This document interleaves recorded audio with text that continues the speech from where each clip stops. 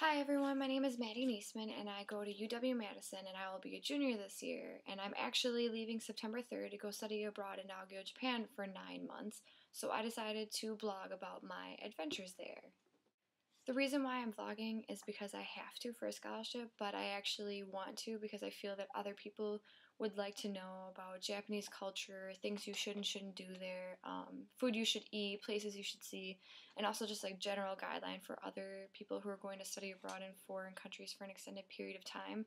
Even though their cultures might not be the same, there are things that are similar, like things you should or have to do before you leave, things you should buy, and stuff like that.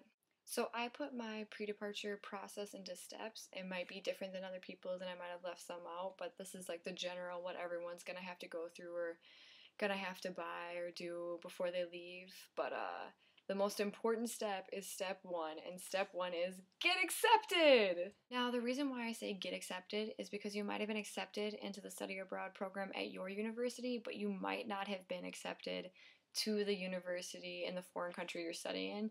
So make sure you get that admission letter before you buy the plane ticket, which leads me to step two, buy a plane ticket!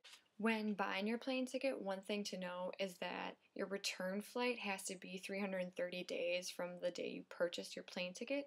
So if you're like me and going to Japan for an extended period of time, I had to wait until late June before I could buy my ticket, and by then prices were really expensive, and I ended up spending $1,800 for my plane ticket, and that was one of the cheaper ones. And I was actually lucky to find one that did not have an overnight stay in a foreign country like China or Korea. You will almost always see a plane ticket with an overnight stay in one of those two countries if you're going to Japan. Otherwise, you will spend a lot of money to not do that, and you still might end up doing that.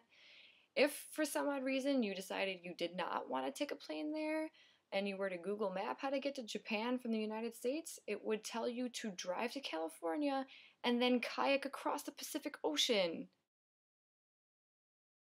I was not kidding. It really says to kayak across the Pacific Ocean. Apparently, you are to attach your kayak on the top of your car, drive to California, kayak to Hawaii, drive across Hawaii, and then kayak to Japan and take several buses to where you need to go. So apparently, it will take you 830 hours to get there, which is roughly 35 days, so a little over a month. So you better pack a lunch if you're gonna do that. The third most important step is to get a visa! Obviously, before you get your visa, you have to get your passport, but if you would like to know what a visa looks like, it looks like this. And it goes right on a page of your passport, so you have to have an empty passport page. Unfortunately, in my picture, it was a bad picture and you can't see my eyes at all. They just look like black slits. So I actually look Asian, which is quite convenient. Number 4 for preparing to go to Japan is to surround yourself in Japanese things, like watching Japanese anime in Japanese, or reading manga, or reading children's books in Japanese. Yeah. Which I have just the one, but I have read it several times, so it's preparing. Otherwise, just studying old textbooks or making flashcards, or wearing Japanese things, such as Pokemon. This happens to be my favorite Pokemon, which is Pikachu. I bought this shirt actually when I was in 3rd grade. I don't know how it still fits. Apparently I liked really large shirts then, so yeah. But those are a few ways you can prepare to be surrounded by Japanese things before you go, to get used to being surrounded by Japanese things in Japan. Step number 5 is contact your host family. Now, obviously, step 5 does not apply to everyone because some people might be staying in dorms over there or finding their own apartment, but I am staying with a host family, so I thought it was important to talk to them, get to know them a little bit, see if I had any siblings, how old the parents were, what they like to do, if they've ever hosted before. So it kind of, if you are staying with a host family, it really relieves some of the stress or nervousness you get before going, because if you don't know anything about them, you're going to be really frightened and scared, like freshman year of college when you don't know your roommate and you're like, oh, I wonder if they're going to be crazy or not. So it's kind of the same situation in a way. Another important step is obviously step number 6, which is to pack. When packing, it's good to know that for international flights, you're allowed to take 2 free check-in bags. Also, they have to be 50 pounds or under. So if they're over 50 pounds, you have to pay like an extra fine for them. So if you somehow have a way of weighing them before you take them to the airport, do so. Otherwise, you might end up with a very awesome, expensive fine at the airport. Step number 7 is say goodbye. Now, obviously, for me, I'm going to say goodbye to my loved ones, which includes my family, my friends, and my pets. It might be different for other people, include more of a wider range, but for me, it's kind of more secluded and more of a smaller circle of people. The person I am actually going to miss the most is not a person at all. It is my cat, Roy. And if you would like to meet him, he is right over here on my bed. Roy! Roy! Hey, look! There you go. There, I was just sleeping. Yeah, I woke him up. Yeah, I just got him last year.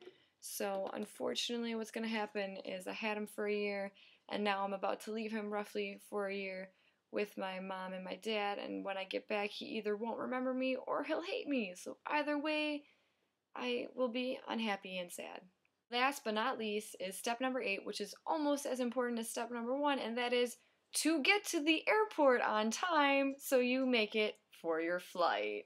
And so you can get through security and all that stuff before your plane takes off, which you're supposed to, on a rule, arrive 2 hours before your flight. So if you're like me and you live in Plymouth, Wisconsin, and you're going to O'Hare International in Chicago, because it's an international flight, it will take me roughly 2.5 to 3 hours to get there, and my flight, I believe, is at 12:36 p.m. So I literally will have to leave at 7 in the morning, which is awesome because I'll be on a plane for 15 hours. So fantastic for not sleeping. Well, that has been my process so far for preparing to go to Japan for 9 months, 9 glorious, awesome months. If you would like, you can follow my blog at this site down here because I didn't want to say it all because it's really long, or you can go to my YouTube channel, which I will put up on my blog site for people to follow as well. If you have any questions or you want me to do certain things to blog about or talk about, go ahead, feel free and comment me. I will try to include as much as I can into each blog. I will for sure blog every other week, but if I have more time or am just bursting to the brim with information for you guys, I will blog more often. But thank you for watching my blog, and hopefully you will follow all of it.